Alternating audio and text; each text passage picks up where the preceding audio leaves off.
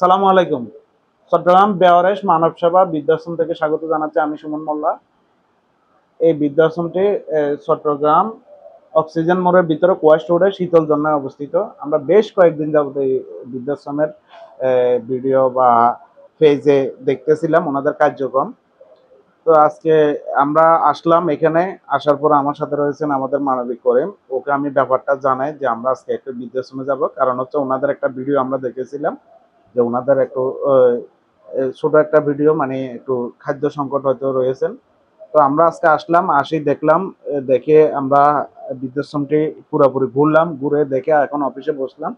তো আমি করিম ভাইকে জানানোর সাথে সাথে উনি অফারটি মানে গ্রহণ করে। ওনার অনেক ব্যস্ততা ছিল, সেই ব্যস্ততার মাঝেও আজকে সময় দিয়েছেন। আমরা এখন রয়েছি বৃদ্ধাশ্রমের অফিসে, যেহেতু এটার ওনার বাইরে রয়েছেন, তো ওনাকে আমরা আজকে পাইনি।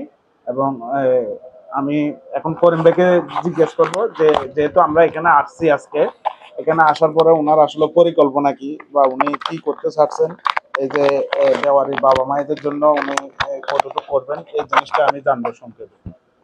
আসসালামু আলাইকুম সুমন মোল্লা। আপনাকে কি আপনার ভিডিওটা যখন আমাদের লিঙ্কটা দিয়েছেন, আমি তখন দেখলাম, দেখার পরে আমার আর অফিসে মনটা স্থির করতে পারিনি।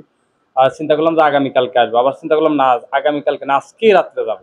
যেহেতু ওখানে ওনাদের একটা ভিডিও ক্লিপে দেখলাম যে ওনাদের প্রতিষ্ঠাতা যিনি, উনি পবিত্র উমরা হজ পালনের দেশের বাইরে আছেন।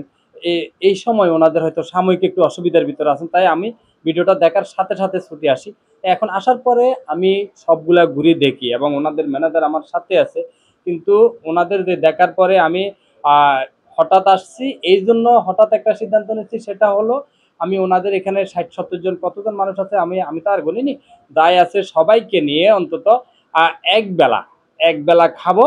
সেই হিসাবে ওই এক বেলা যাই খরচ আছে সেই হিসাবে আমি সেই অর্থটা এখন ওনার হাতে বুঝাই দিয়ে যাব।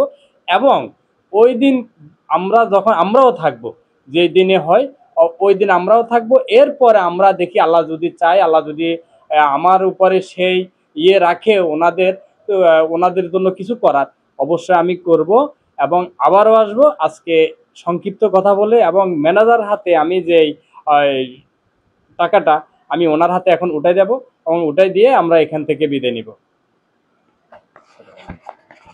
ধন্যবাদ। আমাদের করিম ভাই, আমাদের যে বৃদ্ধ বাবা মারা রয়েছেন, সবাই মিলে আমরা একবেলা খাবো। এটা হচ্ছে শুক্রবার দিন, দুপুর বেলা আমরা একবেলা এখানে খাবো ওনাদের সাথে, বৃদ্ধ বাবা মায়েদের সাথে খাওয়ার জন্য যে অর্থটা ওনাদের ধার্য করা ছিল, সেই অর্থটা করিম ভাই ওনার ম্যানেজারের হাতেও তুলে দিয়েছেন।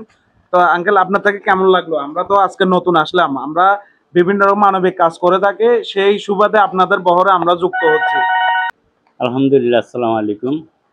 আজকে আমাদের এই মানব সেবা বৃদ্ধাশ্রমে ওনারা আসছেন, খুশি হলাম। এবং আমাদের যারা মা বাবা যারা আছে, তারাও ওনাদেরকে দেখে মোটামুটি খুশি হয়েছে।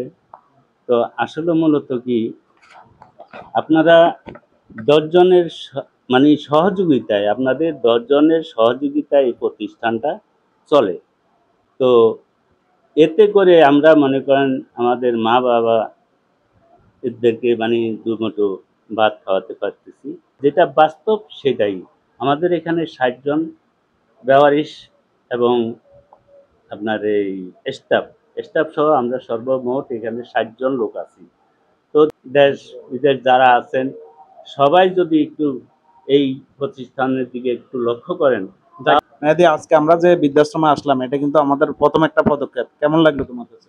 আলহামদুলিল্লাহ, আসলে অনেক ভালোই লাগলো। আমি দেখলাম বেওয়ারিশ মানব সেবা বৃদ্ধাশ্রমের জন্য একবেলা খাওয়ারের ব্যবস্থা করতে পেরে, বা করিম ভাইকে আমরা ধন্যবাদ, বা একবেলা খাওয়ার ব্যবস্থা করতে পেরে আমাদের থেকে অনেক ভালো লাগতেছে এবং আমরা আগামীতেও কিছু করার চেষ্টা করব। ধন্যবাদ। আমরা এখন বিদায় নিচ্ছি বেওয়ারিশ মানব সেবা বৃদ্ধাশ্রম কেন্দ্র থেকে। তো আমরা আবারও দেখা হবে শুক্রবারে ইনশাল্লাহ।